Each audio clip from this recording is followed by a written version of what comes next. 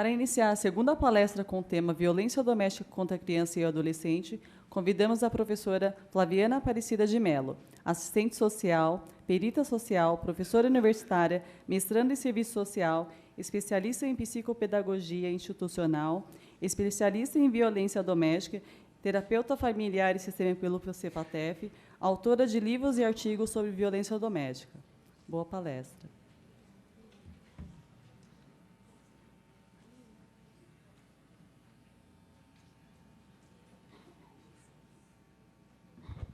Bom dia. Mais uma vez, né? Bom, como a colega que deu a palestra agora anteriormente, brilhante, falou, estou aqui como troca, né? Porque a grande maioria de vocês atuam, né? E estudam, já estudou, então a gente vai trocar. A questão da violência,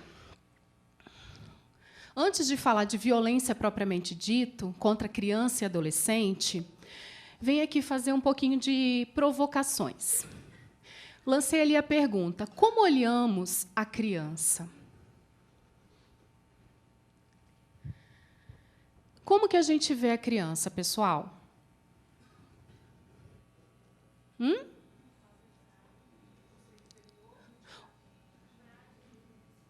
Sim. Mas, antes da gente pensar neles enquanto seres em desenvolvimento, tem pessoas aí que falou fragilidade, né? Dependente, mas o quê? Inferior, alguém falou inferior, indefeso, né? Então, isso tudo é um construto social que a gente tem na sociedade em relação à infância e à adolescência. E ali eu coloco, até a Idade Média, há registros de que crianças não eram, de fato, consideradas crianças. Né? Vocês podem... Tem um livro do Philippe Arrier, francês, História Social da Criança e da Família, que fala exatamente sobre isso. Né? Poderiam ser meros brinquedos para poder divertir adultos.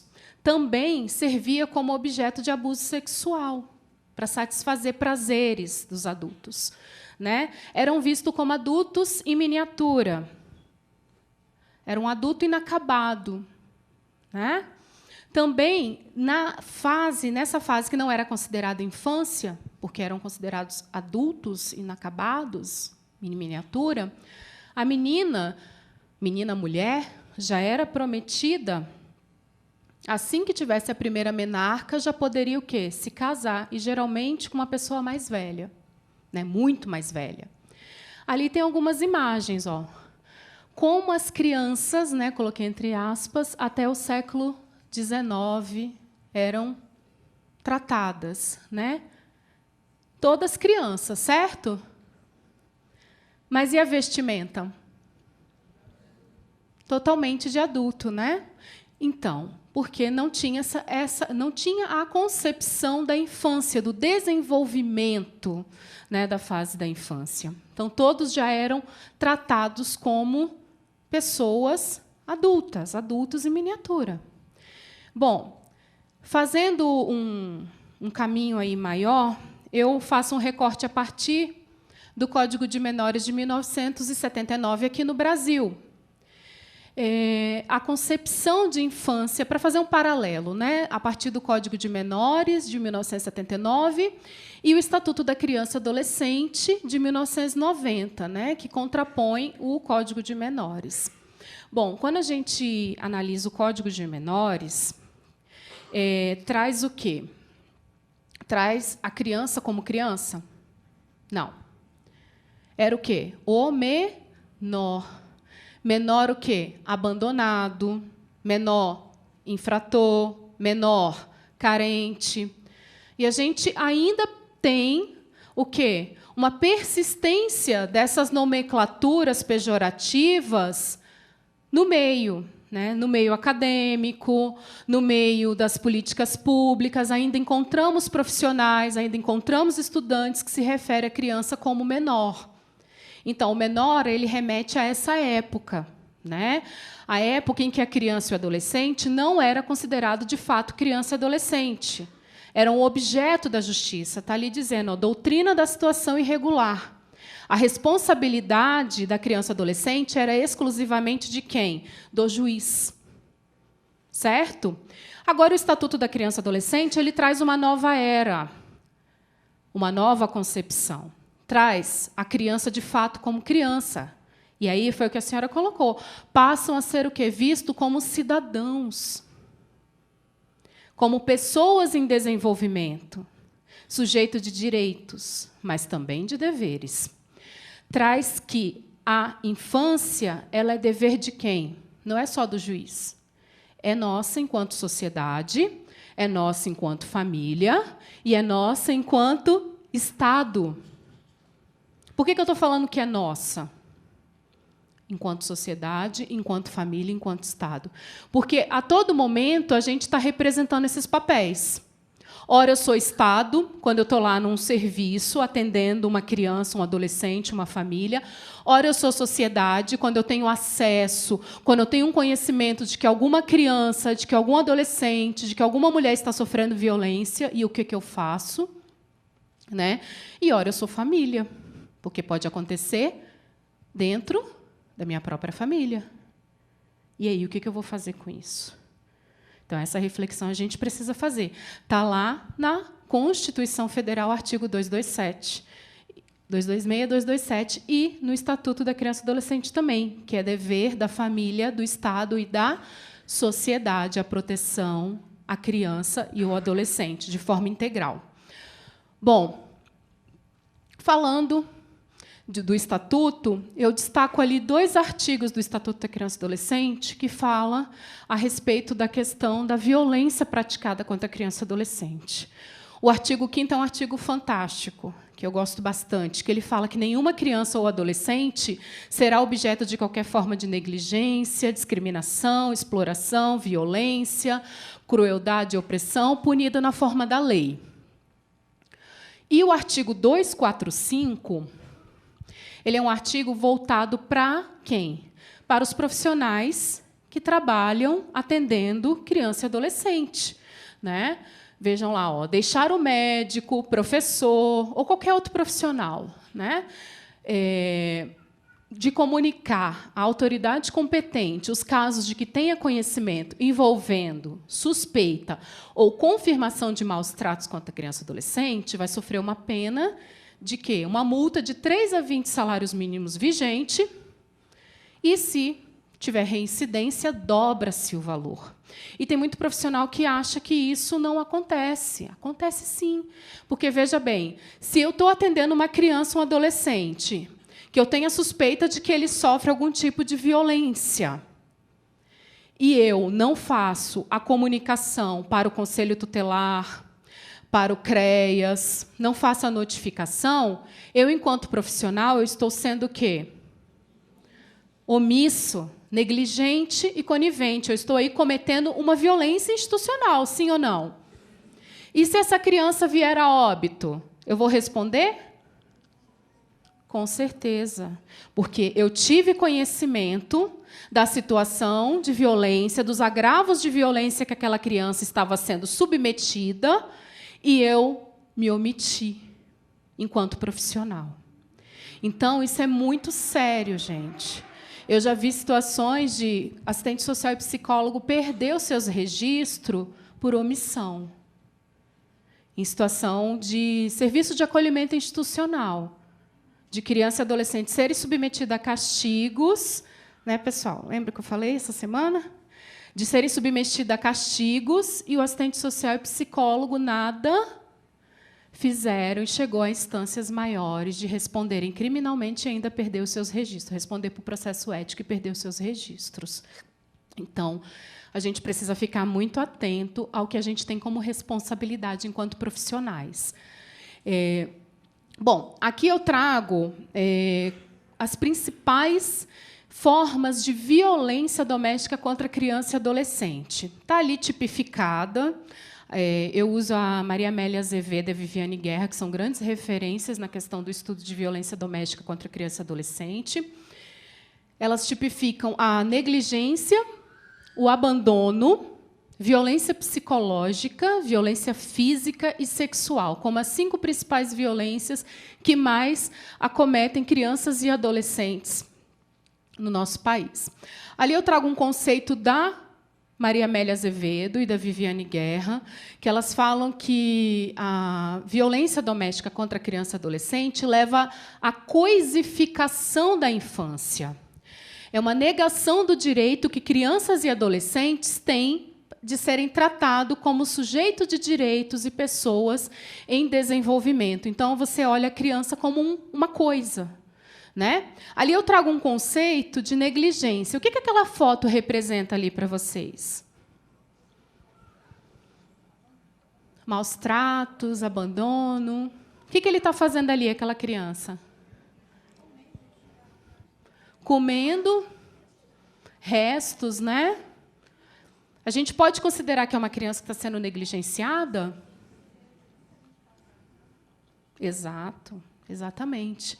Ali eu trago um conceito básico para vocês, só para despertar aí a busca por se aprofundar nos conhecimentos da violência contra a criança e adolescente. A negligência, ela é uma forma de violência caracterizada por quê? Por omissão, certo? Por parte de quem? Dos seus responsáveis, né? Ali, ó, em prover necessidades básicas. Então, a negligência é o quê? A criança está com a vacina toda atrasada. Isso é o quê? É uma negligência. A criança não se alimenta das principais refeições. É uma outra forma de negligência. A criança está sempre com a higienização dela o quê? Precária. É outra forma de negligência. Então, são vários tipos de situações que a gente conceitua como negligência, que é um tipo das principais violências domésticas que acometem, né, em desfavor de crianças e adolescentes.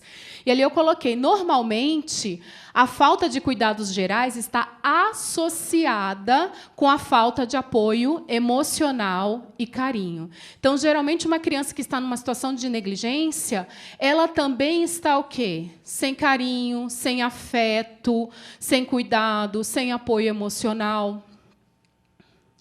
E o abandono. Muitas pessoas confundem negligência com abandono, né? Até coloquei ali. Semelhante à negligência, se caracteriza pela ausência do responsável no que tange os cuidados. O abandono pode ser parcial, que é a ausência temporária dos pais, tá? Expondo as crianças a risco, e o abandono total, que é o quê? O afastamento do grupo familiar no qual a criança fica sem moradia e expostas a vários perigos. Então, o abandono não é aquela mãe que ela sai de noite porque ela não consegue outro tipo de trabalho. Ela sai à noite para trabalhar e deixa os filhos na responsabilidade do mais velho, que tem 12. Isso não é abandono. Eu, na época que trabalhava com criança e adolescente, coordenando serviço de violência, o que chegava de denúncias para a gente atender, culpabilizando essa mãe por ela trabalhar à noite. E aí vinham os pré-julgamentos. Será que ela realmente trabalha? Será que ela não está no baile funk? Será que ela não está no forró? Será que ela não é garota de programa? E se fosse garota de programa? Se essa é a única fonte de renda dela? Né? Então, isso não é um abandono. Tá, gente? O abandono é aquele que o familiar, o responsável por aquela criança ou adolescente, sai e fica 2, 3, 4 dias e aquelas crianças sozinhas sem ter absolutamente nada para a sua subsistência. Certo? Ou então o abandono total, que é vai embora e deixa as crianças à deriva. Isso é o abandono. Agora, aquela mãe que sai de noite, trabalha e volta de manhã, isso não pode ser considerado um abandono. Certo? Bom, um outro tipo de violência comum, infelizmente, é a violência psicológica. Né? Toda criança que é submetida à violência psicológica é o quê? É os xingamentos, a depreciação da criança. Né? Eu não sei por que você veio ao mundo, você só me atrapalha, você não presta para nada, né? Isso é o quê? Você está trabalhando uma violência, né? Você está proferindo uma violência psicológica contra a criança. Deixa marcas? Muitas, profundas. E a violência física? Choca, né? Aquelas imagens? Mas é aquilo, a imagem choca, mas e eu? O que eu estou fazendo? Né? É isso que a gente precisa se perguntar também. Quando a gente deixa chegar uma situação como essas que vocês estão vendo, as outras formas de violência já começaram a acontecer e já estão acontecendo simultaneamente. O que vocês acham? Né? Porque aqui eu estou trazendo didaticamente os conceitos das principais formas de violência doméstica, mas elas acontecem de que forma? Simultaneamente, em ciclo. Né? A partir do momento que você deprecia uma criança e você profere um tapa, uma chinelada, uma cintada, você já está associando aí o quê? A violência física com a psicológica. Né? Então, a física é o quê? O uso da força física, de que forma? Totalmente intencional. Né? Eu, um adulto, sou muito mais forte que uma criança. Certo? Então, se eu vou bater, eu estou com a intenção de quê? De machucar, porque eu tenho muito mais força do que a criança. E aquele corpinho não vai aguentar por muito mais tempo qualquer que seja a forma de violência física que eu estiver proferindo. Né? E ali eu coloquei, pode deixar marcas evidentes e, em casos extremos, pode causar até a morte. E aí existem várias formas também que os profissionais precisam ficar muito atentos em relação à violência física, que é o quê? Tem situações que o responsável, né, molha a toalha de banho para bater na criança. Por que molha a toalha? Porque não vai deixar marcas. E aí, quando a criança vai para o atendimento, a criança começa a repetir, né, um monte de coisa para dizer que não aconteceu nada. Mas aí a gente precisa estar atento ao que não está sendo visto. Muito bem. Isso o profissional precisa estar muito atento ao que não está visível. Ali está visível, certo? Né? Chocante.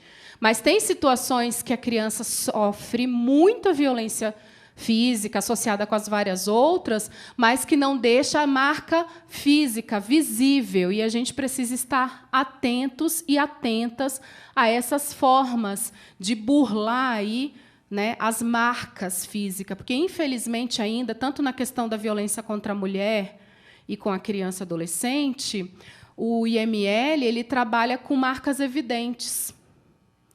Né? Ainda temos que avançar muito nesse sentido, de que, muitas das vezes, a fala, principalmente da criança e adolescente, ela não é levada em consideração, né, por esses espaços. Então, a gente, enquanto profissional, assistentes sociais, psicólogos, a gente tem que dar a voz para essas crianças e adolescentes por meio dos nossos relatórios e pareceres, porque, num exame de corpo de delito, não vai evidenciar, mesmo ela dizendo que ela sofre.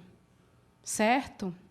Então, tem situações que a criança ela até pode aparecer com uma marca, mas aí a família ela trabalha na cabecinha da criança para contar que foi outra coisa. E a criança ela repete aquilo várias vezes. Eu caí da escada, eu caí da escada, eu caí da escada. Não foi titio, não foi titio, não foi titio.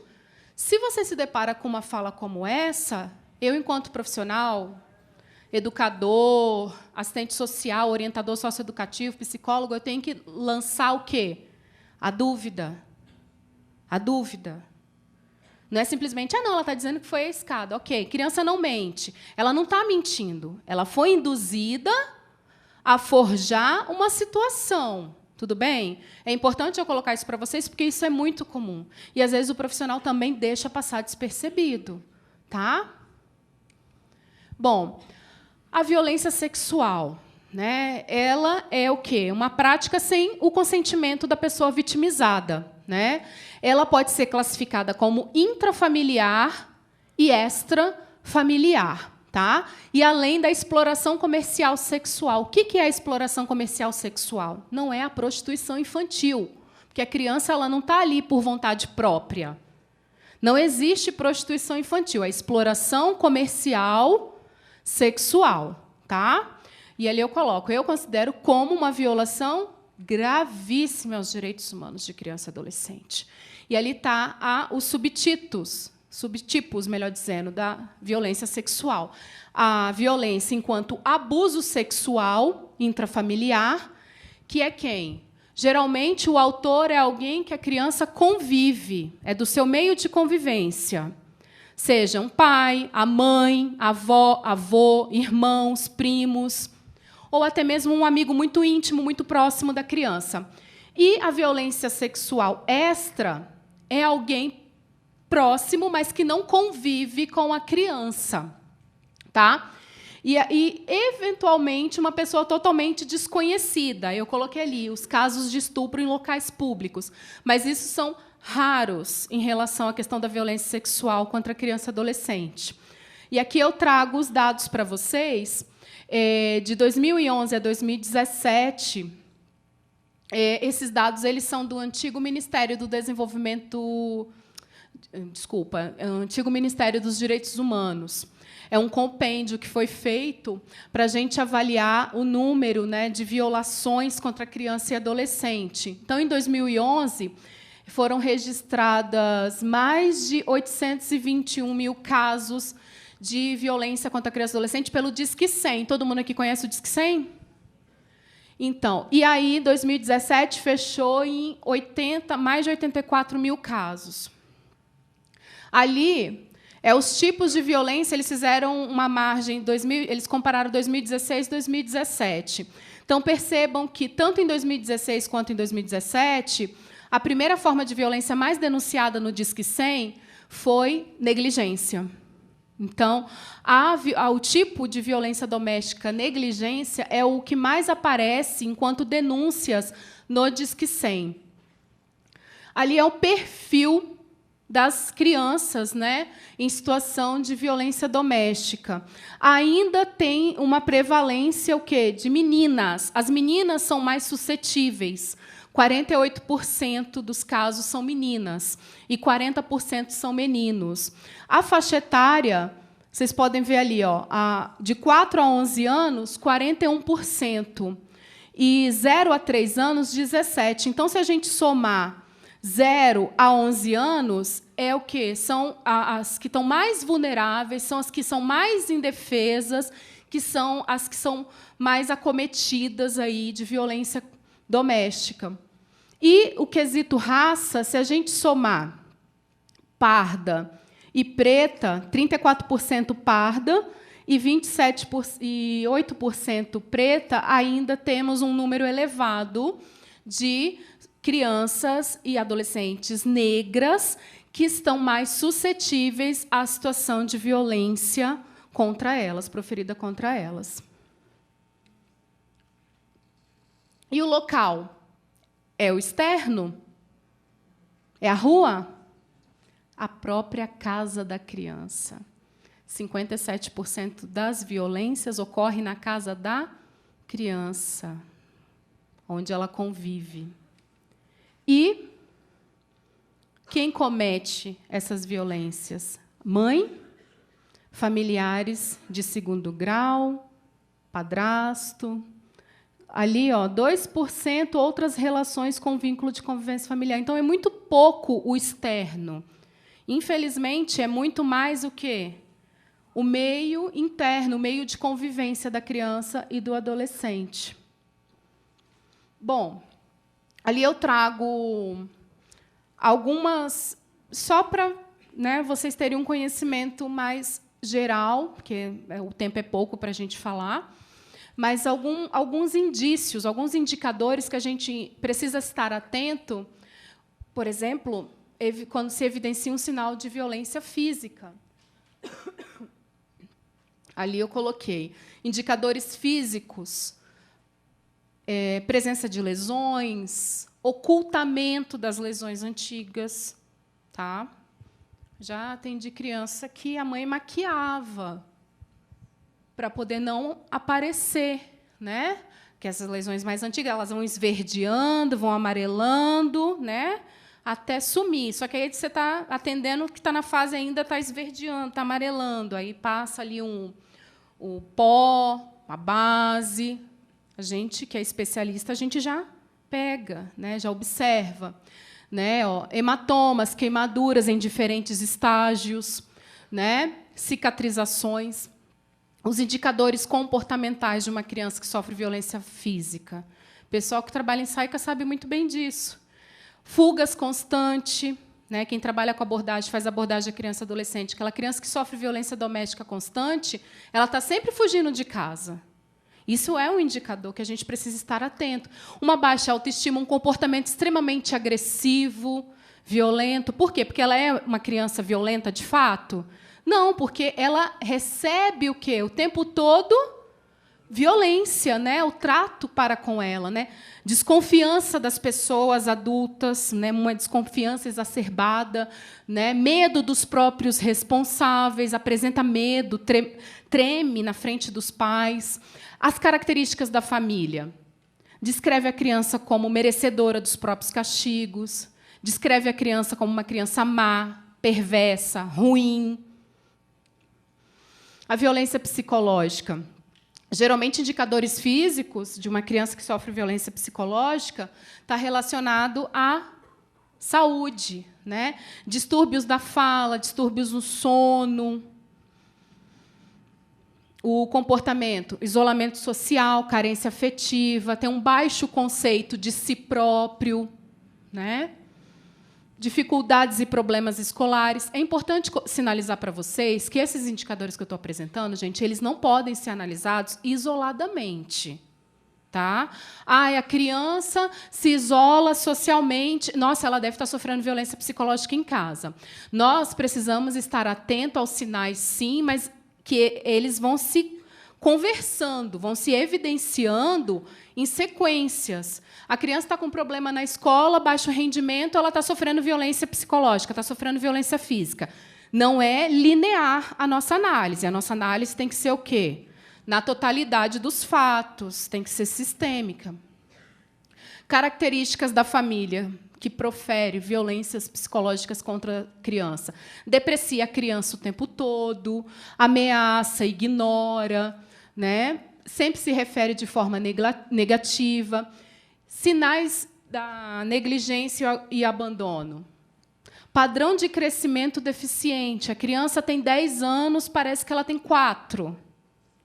Né? Associada a isso, vestimentas inadequadas ao clima. Às vezes está um calor, a criança está sempre de roupa de frio. Né?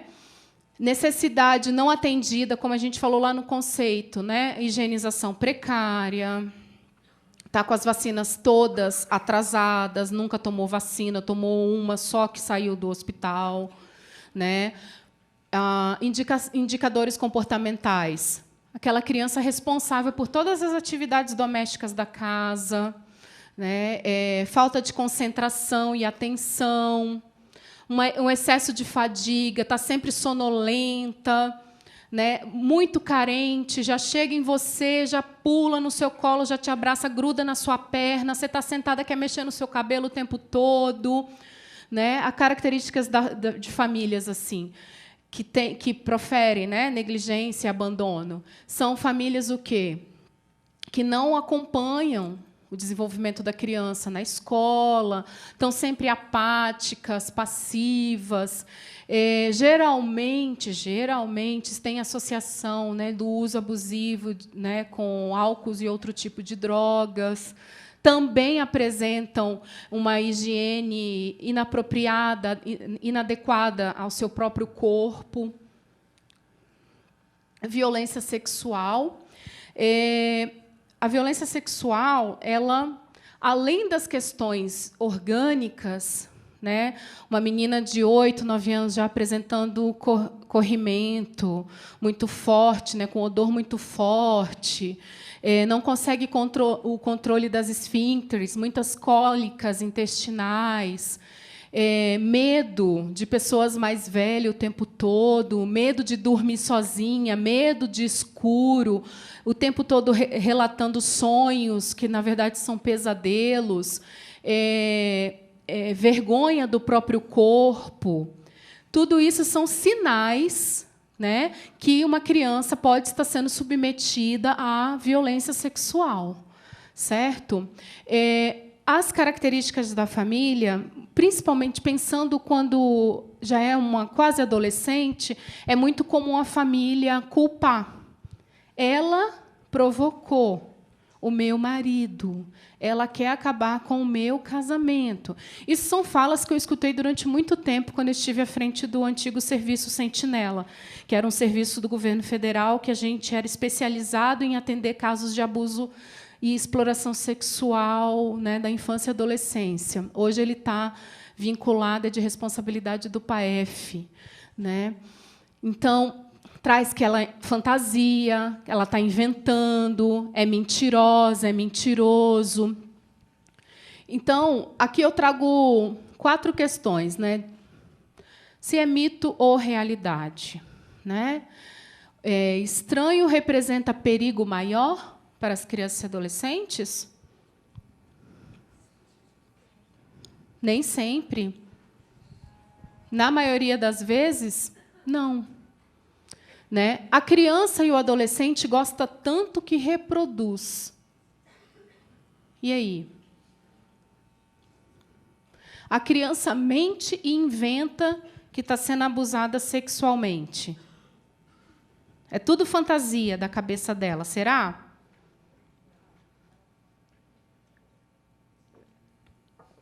O autor da violência contra a criança é um psicopata, retardado mental, pobre, desempregado e tarado. Gente, isso tudo são falas que a gente escuta, viu? Infelizmente. Aí eu coloco aqui como realidade.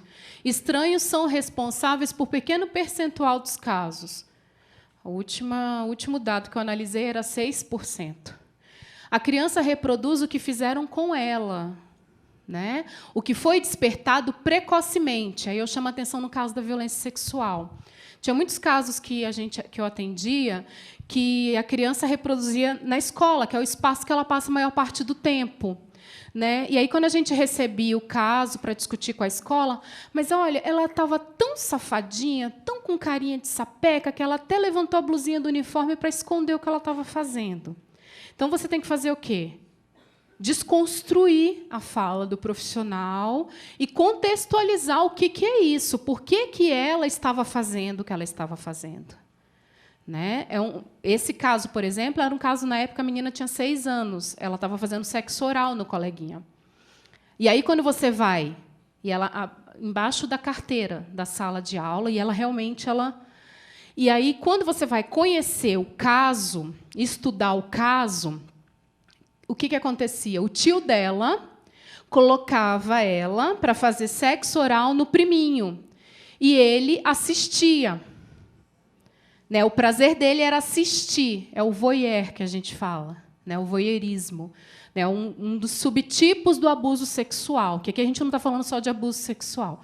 Né? Senão eu já ia trazendo outras questões. Então, ela está numa reprodução. Né? Um outro fato interessante... A criança ela não mente. Né? Coloquei ali, apenas 6% dos casos são fictícios, que é uma fantasia, uma imaginação. Isso não é nada perante a realidade que eu apresentei para vocês aqui, os dados mais recentes do antigo Ministério dos Direitos Humanos, né? Da quantidade de situações que a gente tem aí de crianças e adolescentes sofrendo os diversos tipos de violência doméstica. Né?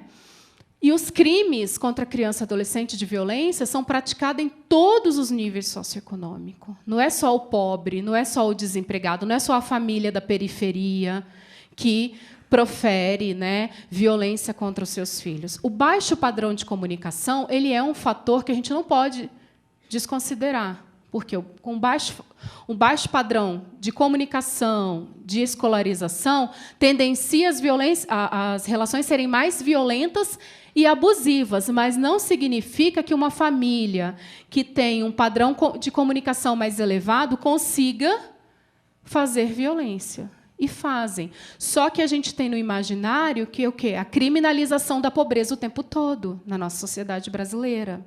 E aí as famílias que violam, que são de um poder econômico mais aquisitivo, que estão na pirâmide, lá mais no topo da pirâmide social brasileira, elas acabam o quê?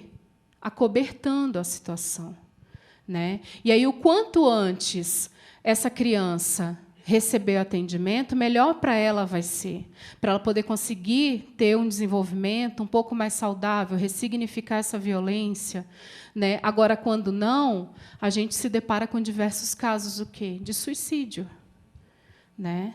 Por quê? A família, quieto, você não vai falar nada para ninguém, não aconteceu nada, e, na verdade, está acontecendo. Bom, ali era um vídeo, eu não sei o que está acontecendo, que não quer passar, mas depois eu dou o nome do vídeo para vocês. Bom, aqui eu coloquei um sisteminha da rede que a gente chama de Sistema de Garantias de Direito da Criança e Adolescente. Então, a gente tem os serviços que atendem na assistência social, a gente tem os serviços da saúde, o Ministério Público, Vara da Infância, nós, enquanto sociedade civil, Conselho Tutelar, né? Educação, todos esses serviços são serviços que têm a sua responsabilidade diante da situação de violência contra a criança e adolescente. Bom, aqui eu vou já finalizando com vocês, tá? Eu coloco ali algumas questões para a gente considerar. Coloquei ali, avisam, né? Crianças e adolescentes avisam. De que forma? De várias formas, mas muitas das vezes não verbais, né? Então, a gente precisa estar atento ao dito, ao que é visto e ao que não é dito. Uma outra questão, compreender que os sinais, já tinha alertado a vocês, né? É um conjunto, e não de forma isolada, né? E as violências ocorrem concomitante, né? Eu atendi um caso em 2013 que veio do Disque 100 e tinha ido para o Conselho Tutelar da cidade, o Conselho não se movimentou. O caso veio de novo, e aí foi para a secretaria, que eu era responsável do Departamento da Proteção Especial. Quando a gente foi analisar o caso, a mãe era a cafetina da filha, de 14 anos. Então, ela tinha a filha, ela explorava sexualmente a filha dentro da própria casa. Os outros 2 filhos, um de 12, com transtorno mental, ela abusava sexualmente, praticava negligência, porque ele não tinha vacina nenhuma, ele não fazia o tratamento da questão, né, mental, e o de 9 anos também sofria abusos sexuais e físicos dessa mãe, além de toda a negligência. Então, assim, como que é importante a gente olhar para o caso, não só no aparente que ele chega enquanto denúncia, mas entender todo o contexto do caso e não desconsiderar, porque quanto mais tempo a gente, recebendo um caso, desconsiderar, mais violações aquela criança, aquele adolescente vai estar sendo acometido e pode levar a consequências irreversíveis, muitas das vezes, né? Então, é um caso, como eu falei para vocês, eram várias formas de violência acontecendo dentro daquele ambiente doméstico: exploração comercial sexual, violência física, abuso sexual, negligência, né, praticada da própria genitora para com os filhos, né? Ao se ajudar a criança a enfrentar o abuso sexual ou qualquer outra forma de violência, deve ser de maneira cuidadosa, respeitosa, afetiva e também paciente. Pode-se evitar as consequências dessas violências para que não arruine a vida e o futuro dessa criança, que vai ser um adulto no amanhã, né? Muito cuidado no processo da revitimização. Porque, assim, no momento, muitas das vezes, a criança ela já falou na delegacia, ela já falou no IML, ela falou no hospital, ela falou na escola, aí chega para você. Aí você vai pedir para ela repetir tudo de novo. Nem sempre ela vai falar. E a gente tem que acolher, ser cuidadosos e cuidadosas, sermos afetivos. Não é com inquirição que a gente cuida de criança e adolescente que sofre violência doméstica. Ah, mas ela não quer falar, essa criança não fala. Olha, você é psicólogo, você é assistente social, tira alguma coisa dessa criança. Não, eu não estou ali para isso. Eu não sou investigador da polícia, investigadora, eu não sou escrivã. É assim que a gente tem que se posicionar enquanto profissionais, respeitando o tempo da criança. Porque, senão, é mais uma violência que a gente está cometendo contra essa criança e esse adolescente, a violência institucional. Né? A criança... Teve uma situação recente que a gente atendeu, a mãe sofria violência doméstica, foi ser acolhida no serviço que eu supervisionava, um programa para mulheres em situação de violência, um serviço sigiloso. E a filha dela demonstrava diversos comportamentos sexualizados. Né? A educadora, quando identificou, passou para a equipe, a gente foi analisar. Quando foi identificar, era um caso transgeracional. A mãe também sofreu violência sexual, a criança estava sofrendo, tinha sofrido, e por um mesmo abusador, o tio dela. E aí veio uma questão religiosa, que é muito forte. Eu confiei ele de cuidar dela porque ele mudou, ele virou evangélico, eu achei que ele tinha mudado dessas coisas. Então, ele abusou dela quando ela tinha 12 anos, né? E abusou também da própria filha dela. Né? E aí, o que a gente faz? Acolhe a situação, né? Identificamos, acolhemos, fizemos a primeira escuta. Se não é comigo o responsável por fazer o acompanhamento, vou direcionar o caso para o serviço, para o profissional que vai dar continuidade ao caso. Mas sem esse processo de revitimizar. Tomem muito cuidado com isso, tá? Porque pode prejudicar demais. E ser, muitas das vezes, irreversível também a postura do profissional. Às vezes fica com uma ansiedade de querer as coisas acontecendo, não é no nosso tempo enquanto profissional. É no tempo de quem a gente atende. E aí eu finalizo ali com a campanha, né, do Faça Bonito, né, do 18 de maio, que é o Dia Nacional de Combate ao Abuso e Exploração Sexual. A campanha do Proteja, do Disque 100, né, que é a gente tem que ver, a gente tem que ouvir e a gente tem que falar. Né? E o compromisso, né, de cada um aqui para denunciar violências contra criança e adolescente. Vai via conselho, não quero via conselho, vai via Disque 100, mas eu não posso ser conivente e omisso aos casos de violência contra criança e adolescente. Muito obrigada pela atenção de vocês.